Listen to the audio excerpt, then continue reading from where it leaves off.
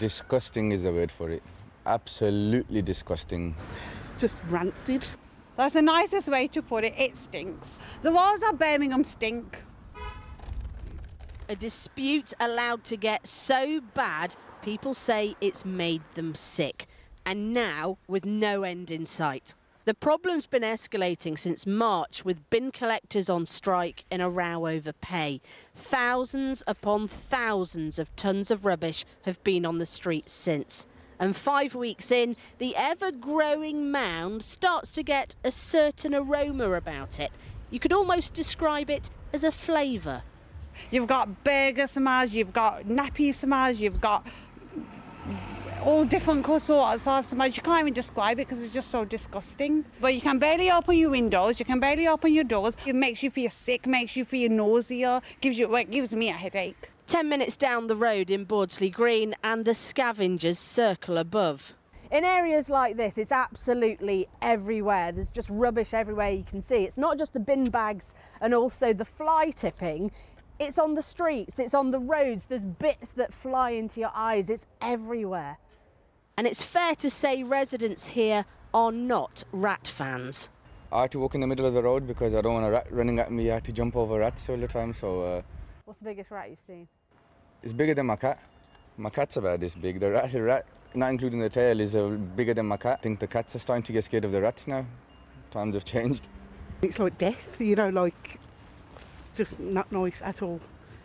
And even with the kids, you can't let your kids play outside. Like even not long ago, last week, I wasn't well at all. And I said, it must be through things like this for near enough a whole week. I was vomiting.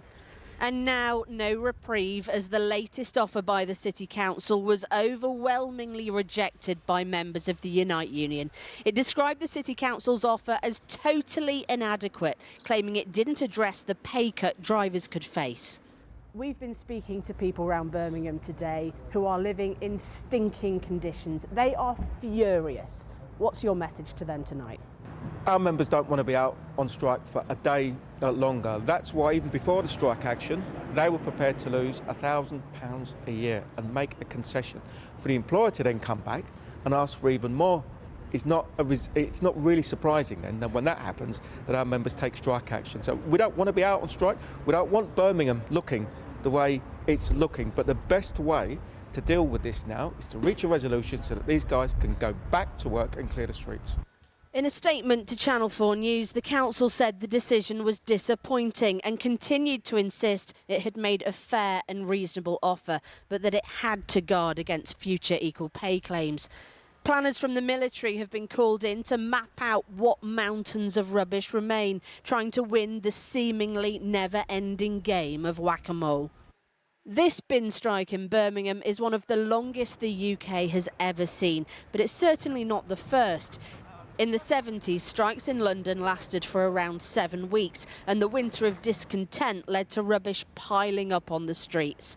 Liverpool too in the 90s saw 12,000 tonnes pile up, and more recently in Edinburgh too, threatening the 2022 Edinburgh Festival, not the drama they were hoping for.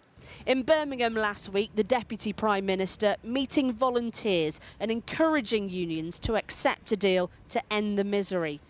But that seems as far away as ever, and the people here are left to deal with the consequences, the possible piling up of yet more rubbish and the ever ravenous rats.